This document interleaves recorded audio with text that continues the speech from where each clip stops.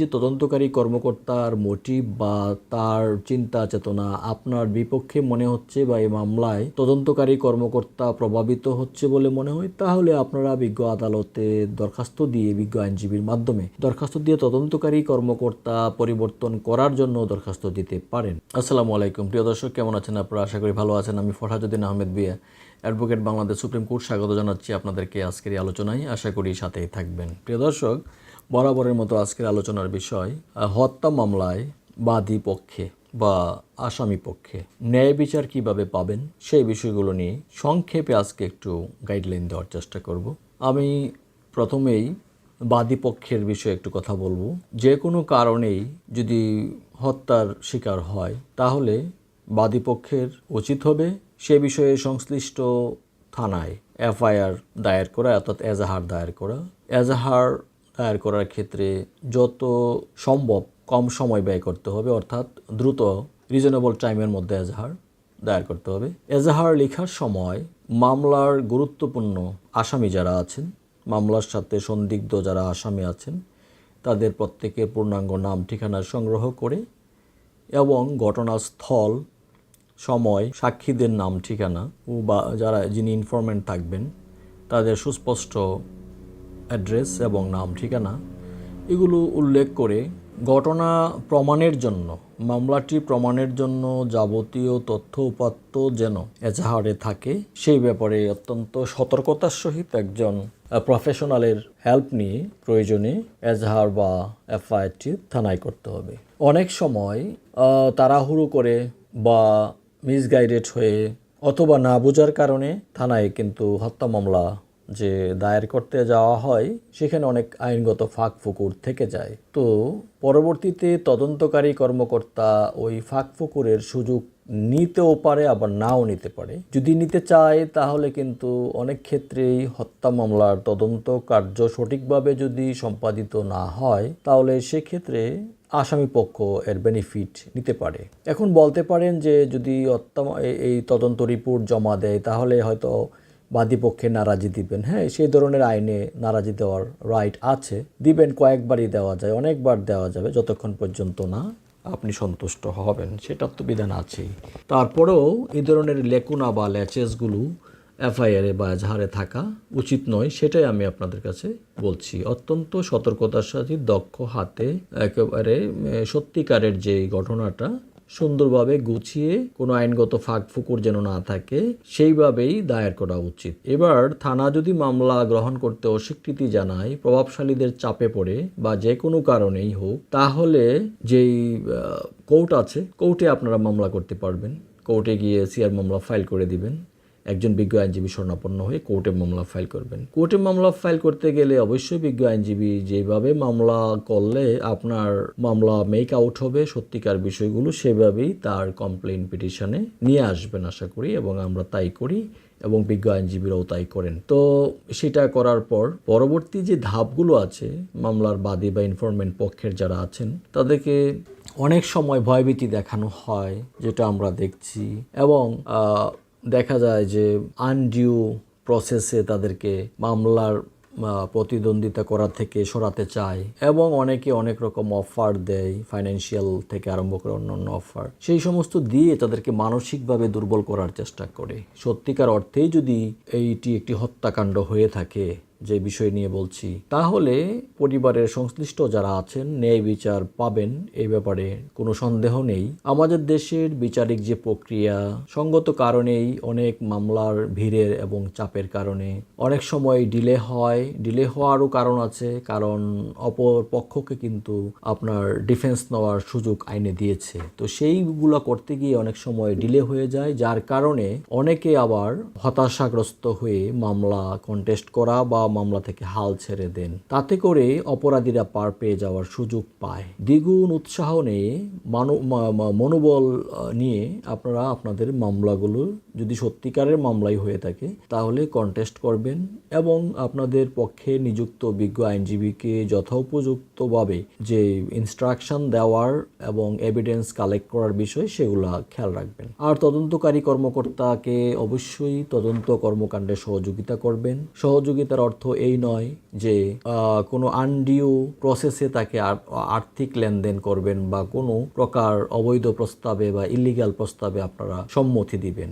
সহযোগিতা বলতে মামলার ঘটনা তদন্তের ক্ষেত্রে যে তথ্য উপাত্ত বা যে কোনো বিষয় প্রয়োজন সেই বিষয়গুলোতে আপনারা কোঅপারেট করবেন। যদি দেখছেন যে তদন্তকারী কর্মকর্তার মোটিভ বা তার চিন্তা চেতনা আপনার বিপক্ষে মনে হচ্ছে বা এই মামলায় তদন্তকারী কর্মকর্তা প্রভাবিত হচ্ছে বলে মনে হয়, তাহলে আপনারা বিজ্ঞ আদালতে দরখাস্ত দিয়ে বিজ্ঞ আইনজীবীর মাধ্যমে দরখাস্ত দিয়ে তদন্তকারী কর্মকর্তা পরিবর্তন করার জন্য দরখাস্ত দিতে পারেন। এবং এছাড়া যদি উনি তদন্তকারী কর্মকর্তা যদি আপনার বিপক্ষে কোনো রিপোর্ট দেয় অথবা যিনি সত্যিকারের অপরাধী তাকে পাশ কাটিয়ে অন্য কাউকে দিয়ে দেন বা কাউকে নন সেন্ট আপ করেন, সেক্ষেত্রে নারাজি দেওয়ার ব্যবস্থা রয়েছে। অর্থাৎ প্রত্যেকটা ক্ষেত্রেই আপনি এবং আপনার বিজ্ঞ আইনজীবী সদা সতর্ক থাকতে হবে যে যাতে করে অপরাধীরা আইনের ফাঁক দিয়ে বের হয়ে না যেতে পারে।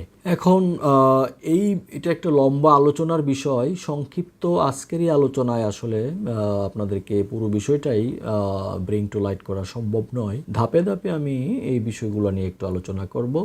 আর বাদী পক্ষের কথা একটু বললাম।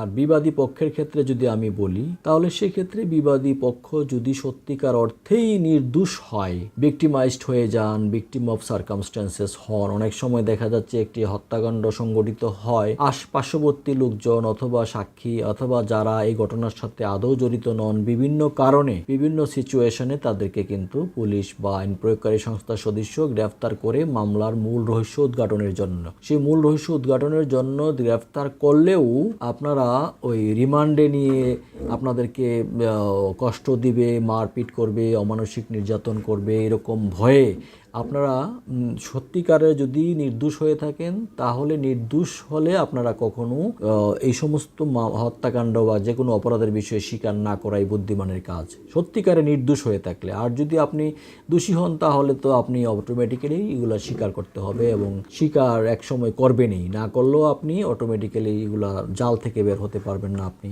কোনো একটা পর্যায়ে গিয়ে আইনের আওতায় চলে আসবেন। যাই হোক, যেটা বলছিলাম যে অনেকেই ঠিক আছে আমি যেহেতু ঝামেলায় পড়ে গেছি, একটা হত্যা মামলায় পড়ে গেছি, কিছু ঘুষ টুস বা অন্য কোনো অসৎ উপায় অবলম্বন করে মামলা থেকে বাঁচার জন্য চেষ্টা করি। এই যে আপনার এই টেন্ডেন্সির কারণেও কিন্তু তদন্তকারী সংস্থা বা অন্য যে কোনো পক্ষ আপনাকে দুর্বল মনে করবে এবং মনে করবে যে আপনি আসলেই দোষী, না হলে আপনি কেন টাকা পয়সা দিয়ে এখান থেকে বাঁচার চেষ্টা করছেন বা এরকম অবৈধ প্রস্তাব কেন দিচ্ছেন। তো এটাও খেয়াল রাখতে হবে।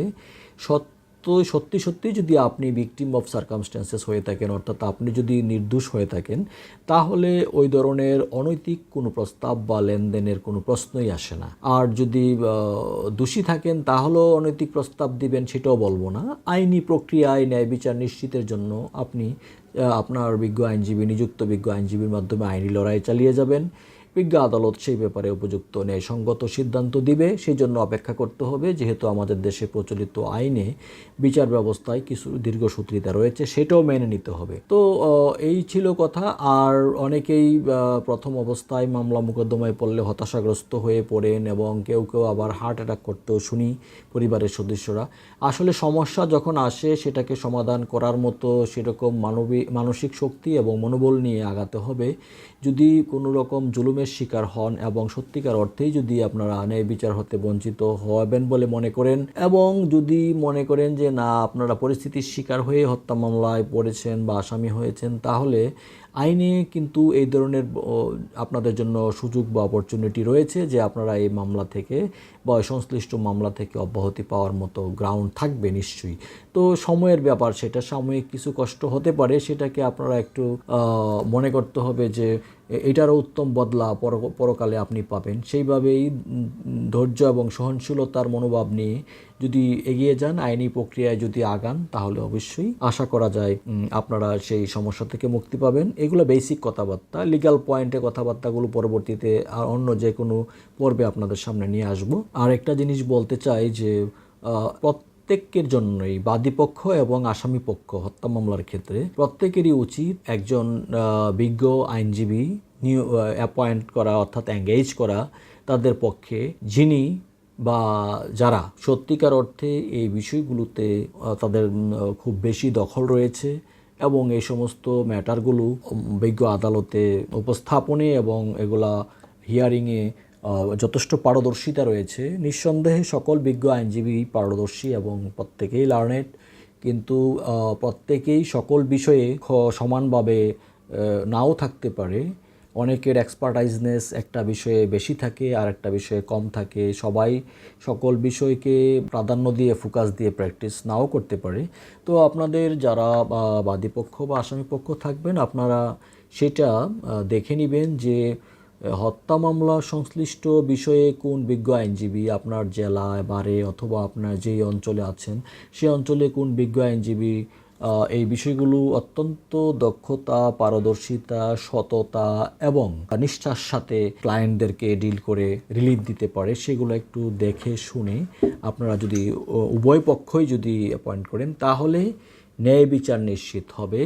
আমি বলছি না যে কেউ খালাস পেয়ে যাবেন, কেউ মৃত্যুদণ্ডপ্রাপ্ত হবেন, বিষয়টা এরকম নয়। ন্যায় বিচার নিশ্চিতের জন্য একজন ভালো বিজ্ঞ আইনজীবীর প্রয়োজন। সেই বিজ্ঞ আইনজীবীকে এনগেজ করলে আশা করা যায় উভয় পক্ষেই ন্যায় বিচার পাবেন। আশা করি আপনারা বুঝতে পেরেছেন। ধন্যবাদ সবাইকে। পরবর্তীতে এই সংক্রান্ত বিষয় নিয়ে কিন্তু আমি ডিটেইল আইনগত বিষয় এবং ল ইন্টারপ্রিটেশন, অর্থাৎ কোন কোন আইনগত পয়েন্টগুলো এবং কোন কোন বিষয়গুলো নিয়ে আপনার সামনে এগুলো আসলে আপনার বিজ্ঞ আইনজীবী যদি সামনে আগায় তাহলে আপনারা উভয় পক্ষেই বেনিফিটেড হবেন, সেই বিষয়গুলো ধাপে ধাপে চলে আসবে। সেই পর্যন্ত ভালো থাকুন, সুন্দর থাকুন। চলুন আমরা দেশকে ভালোবাসি এবং দেশের মানুষকে ভালোবাসি, ভালো কাজে উদ্বুদ্ধ করি আর দুর্নীতিমুক্ত বাংলাদেশ গঠন করার ক্ষেত্রে প্রত্যেকে যার যার জায়গা থেকে জোরালো ভূমিকা পালন করি। ধন্যবাদ সবাই।